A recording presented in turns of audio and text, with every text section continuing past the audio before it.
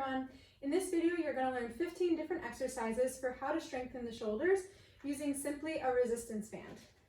So the first 3 exercises I'm going to show you are all very closely related, but we're going to lift our arms in different orientations. So the first exercise is called a frontal raise. And with your thumbs facing up toward the ceiling, you're simply going to stand on your band, bring your shoulders down and back so that they're away from your ears, and you're going to lift your arms until they're parallel to the floor. That's the classic version, and you can also do a full range version where you lift your arms all the way up toward the ceiling. The most important part of either variation is that we're keeping our shoulders low and away from our ears. So we're never shrugging them up in an attempt to get our hands higher. We're always lifting the hands, but keeping the shoulders nice and low. The second variation of this exercise is an angled raise. So instead of coming out to the front, we're going to come out at an angle of about 45 degrees. So just out like that. And then the third variation is called a lateral raise, where we bring our arms out to the side. And either of these can be done in the classic variation or the full range variation, where we bring our arms all the way up. The second exercise I want to show you is called a shoulder press. So we're going to stay standing on our band, but we're going to bring our arms out wide so that the top half of our arm is parallel to the floor and our elbows are at 90 degrees. From here, we're simply going to press up toward the ceiling, again, keeping the shoulders low. That is a theme for pretty much all shoulder exercises. So we're always raising the hands, keeping the shoulders low. So that's a classic shoulder press. The next variation I'm going to show you is called a Y press. It's very similar, but instead of lifting our arms straight up so that our hands are about shoulder width apart at the end of the exercise, we're going to press out wide so that our arms are in a Y shape at the end of the exercise. It's a little bit more challenging because our arms are out further away from our core and our center of gravity, but it's a very similar movement. And the third variation of a shoulder press that I want to show you is called a military press. So this I can also call a narrow shoulder press because it's the same motion, but our arms are in narrow instead of out wide. So almost as if you were holding a barbell across your chest, you want to point your palms out away from you, and your elbows are going to be directly in front of your shoulders. And this is how you're going to start, and then you're just going to push straight up toward the ceiling as if you're lifting that barbell up over your head. And then bring your arms down. For this, I like to keep the bands inside my elbows. That's what's most comfortable for me, but you can do it either way, with the band inside or outside. The next exercise I want to show you is an upright row. So for this exercise, we're going to crisscross the band, and the tail of the band is going to be exiting our palm on our pinky side. So standing up straight, shoulders down and back, we're just going to lift our arms up until all of our arm is parallel to the floor and our hands are at about collarbone height. So we're not bringing the hands in front, we're not bringing them together, we're not bringing them out wide. We're simply lifting straight up along the body until everything's parallel with the floor. The next exercise I want to show you is a shoulder fly. And we're going to keep the band crisscrossed, but we're going to orient the tail of the band so that it's coming out where our thumbs are. And we're going to start with our arms close to our sides and with our elbows at a 90-degree angle. From here, we're simply going to lift our arms out to the side so that, again, they're parallel to the floor. And it's very similar to a lateral raise, but we're keeping our elbows bent the whole time. So that's the shoulder fly.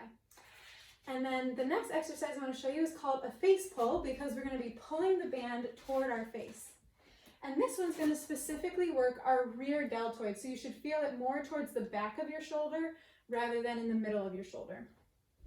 And for this one, I've simply tied the band around our doorknob here, and the way that I did that was by folding the band in half, making a loop on this end, and then I took both tails of the band, pulled it through the loop around the doorknob, and then I tightened it up. So that's how I got it on the doorknob. And what we're going to do now is stand a little ways away from the doorknob so that there's some tension to begin with in the bands. And our arms are going to be extended toward the doorknob. And then we're going to pull everything back toward our face. So the elbows are coming back, even our thumbs are coming back, and our thumbs come back directly toward our face. Again, they're not coming out wide, they're not coming in too narrow, just as if they're going to graze our cheekbones as we pull back, and then you're going to bring everything back as far as you can, so you also should feel a chest stretch on this one. And again, you feel it in the rear deltoids. And those are face pulls. And so now I want to show you 3 different exercises that are combination exercises. So all of the exercises I've shown you so far have really specifically worked the shoulders, but there's a couple ways to maximize your bang for your buck, so to speak, and maximize time efficiency by working multiple muscle groups at once. So I'm going to show you 3 different ways to do this. And the first one is with a plank with a frontal raise. So for this one, I start by standing on the band, but then I'm going to get into a plank position. So my feet stay on the floor and the band is wrapped around the balls of my feet. And so what I'm going to do from here is lift the band like I'm doing a frontal raise. So it's like a full range frontal raise, and we do one arm at a time.